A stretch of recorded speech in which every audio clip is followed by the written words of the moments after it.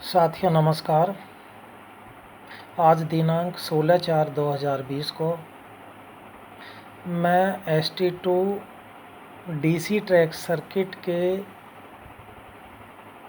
Part second lecture में आपसे track circuit में रेल प्रतिरोध व बैलास्ट प्रतिरोध का जानकारी देना चाहते हैं। तो rail resistance number 1, rail resistance पर हम बात करेंगे। रेल प्रतिरोध वह प्रतिरोध है जो हमारे ट्रैक सर्किट की रेल में या ट्रैक सर्किट में रस्टी रेलों, रस्टी बॉन्ड वायर व रस्टी जम्फर वायरों द्वारा सर्किट में उत्पन्न होता है। तो इन सबको मिलाकर जो हमारे ट्रैक सर्किट में रेजिस्टेंस बनता है वो रेल रेजिस्टेंस कहलाता है। तो दोस्तों, चूँकि रेल रेजिस्टेंस होने से जो हमारी करंट डीसी ट्रैक सर्किट में फीड एंड से या फीड छोर से रिले छोर की तरफ आती है, यदि चूँकि रेल उसमें ट्रैक सर्किट का एक हिस्सा होती हैं और इसके बीच में ही हमारे बॉन्ड वायर, जम्फर वायर, फिर देन रेल, और रेल के साथ साथ जो हमारे बॉन्ड वायर्स हैं, यदि वहाँ पर रेल वेल्डेड नहीं है तो फिर रेलों के 13-13 मीटर के जो पीसीस होते हैं वो आपस में फिश प्लेट्स द्वारा जुड़े रहते हैं। उस पोर्शन में, फिश प्लेटेड पोर्शन में हम अपने रिजिड कनेक्शन बॉन्ड वायर के द्वारा लगाते हैं। तो इन सब के कारण जो रेजिस्टेंस सर्किट में क्रिएट होता है वो रेल रेजिस्टेंस कहलाता है।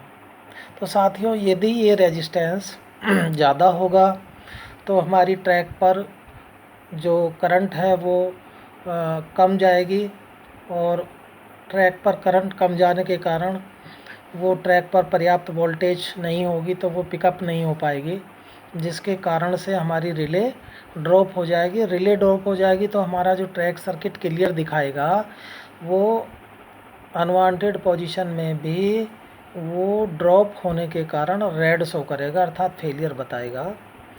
तो जो रेल प्रतिरोध है दोस्तों, रेल प्रतिरोध हमारे ओम के नियम से ही ड्राइव किया गया है।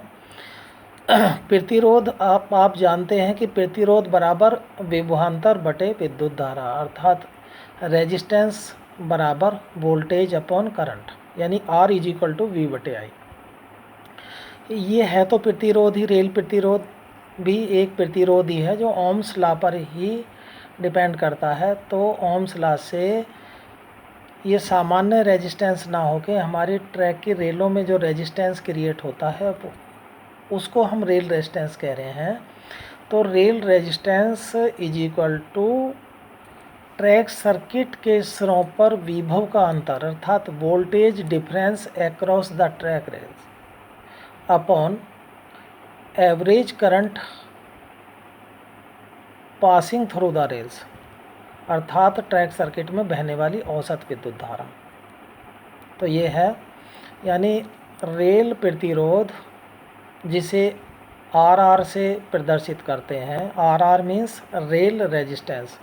तो रेल प्रतिरोध बराबर ट्रैक सर्किट के सिरों पर विभवांतर बटे ट्रैक सर्किट में बहने वाली औसत विद्युत धारा।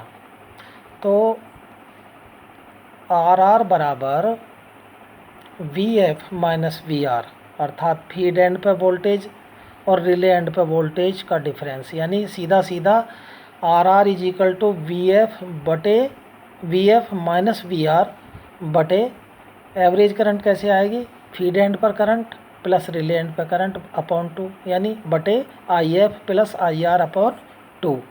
तो ये 2 ऊपर चला जाएगा, तो इससे जो रिजल्टेंट RR होगा तो RR = 2 × VF - VR बटे IF + IR। रेल प्रतिरोध का दोस्तों ये फाइनल फार्मूला है। मैं फिर से आपको एक बार बोलता हूँ कि रेल प्रतिरोध यानी RR बराबर 2 मल्टीप्लाई ब्रैकेट में VF - VR upon IF plus IR, यानी 2 इंटू फीड छोर और रिले छोर पर वोल्टेज का डिफरेंस अपॉन फीड छोर पर करंट प्लस रिले छोर पर करंट। तो ये RR हम ऐसे कैलकुलेट करते हैं किसी भी ट्रैक सर्किट में।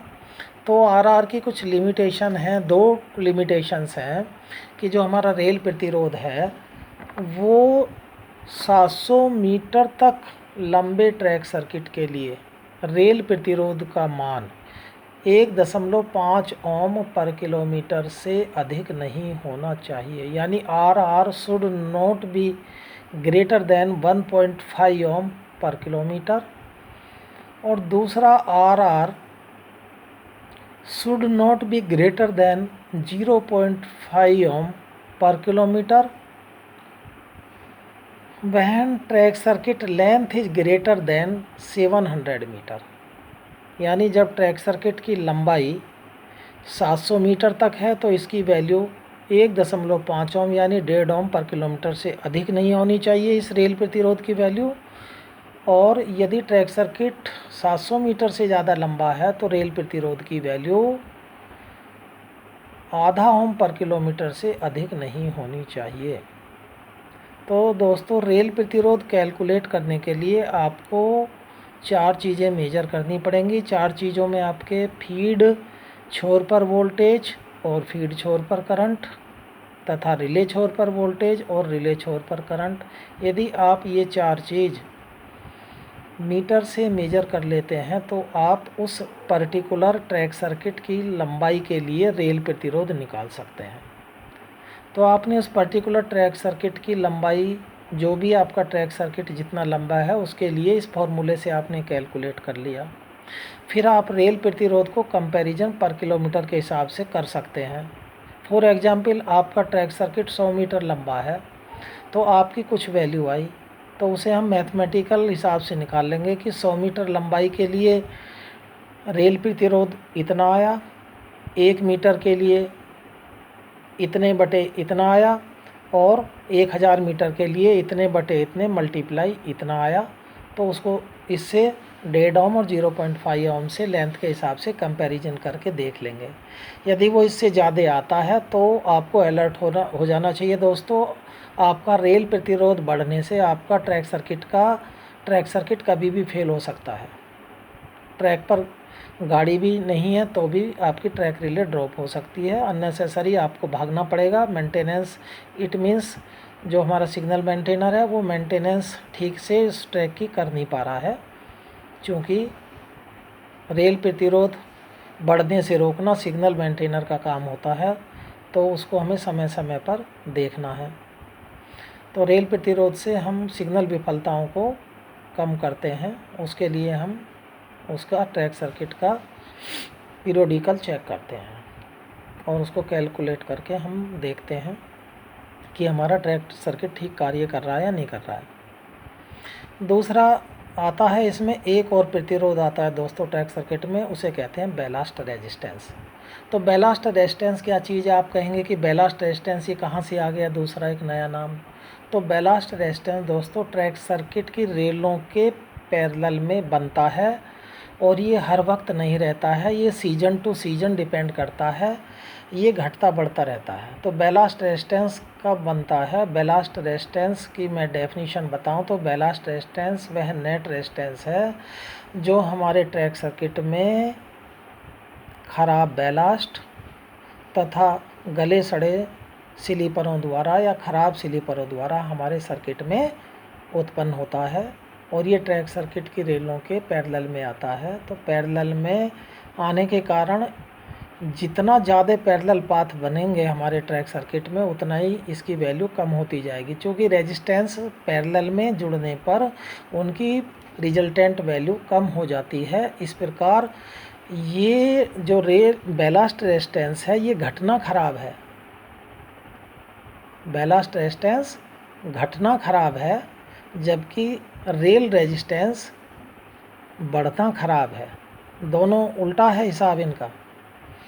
तो रेल प्रतिरोध की भी कुछ 2 लिमिटेशंस हैं कि रेल प्रतिरोध हमारे स्टेशन सेक्शन में 2 ओम पर किलोमीटर से कम नहीं होना चाहिए। दोस्तों ध्यान दीजिए, रेल प्रतिरोध बैलास्ट प्रतिरोध स्टेशन सेक्शन में 2 ओम पर किलोमीटर से कम नहीं होना चाहिए, अर्थात ये कम की तरफ ना आए। कम की तरफ आने का मतलब आपका लीकेज ज़्यादा नहीं बन रहे हैं, क्योंकि लीकेज ज़्यादा बनेंगे तो रेजिस्टेंस पैरेलल में आएंगे, रेजिस्टेंस पैरेलल में आएंगे तो उनका रिजल्टेंट वैल्यू जो है वो कम हो जाएगा, और कम होते होते इतना कम भी ना हो जाए कि स्टेशन सेक्शन में उसकी वैल्यू निकालने पर 2 ओम पर किलोमीटर से कम आए, और इसकी वैल्यू दोस्तों ब्लॉक सेक्शन के ट्रैक सर्किट में 4 ओम पर किलोमीटर से कम नहीं होना चाहिए।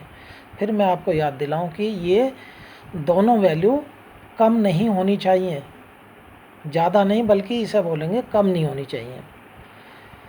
तो ये था दोस्तों बैलास्ट रेजिस्टेंस और रेल रेजिस्टेंस जो हमारे ट्रैक सर्किट में, और इनके ये जो बैलास्ट रेजिस्टेंस है ये बढ़ना बहुत अच्छा है, जितना ज़्यादा होगा उतना ही हमारा ट्रैक सर्किट अच्छा होगा और सेफ साइड काम करेगा। दोस्तों बैलास्ट रेजिस्टेंस का बढ़ना अच्छा है, उसका घटना ख़राब है, और घटना ख़राब होने से हमारा ट्रैक सर्किट अनसेफ हो सकता है। इसलिए दोस्तों फेलियर कम करने के लिए रेल रेजिस्टेंस पे हमें ध्यान देना पड़ता है, और हमारा track circuit unsafe side fail ना हो, इसलिए बैलास्ट रेजिस्टेंस को देखना बहुत ज़रूरी है। It is very very important. तो दोस्तों ये थी हमारे रेल रेजिस्टेंस और बैलास्ट रेजिस्टेंस की जानकारी इस लेक्चर में। धन्यवाद। मेरे तीसरे लेक्चर में आगे ट्रैक सर्किट की आगे की जानकारी होगी। तब तक के लिए नमस्कार। धन्यवाद दोस्तों।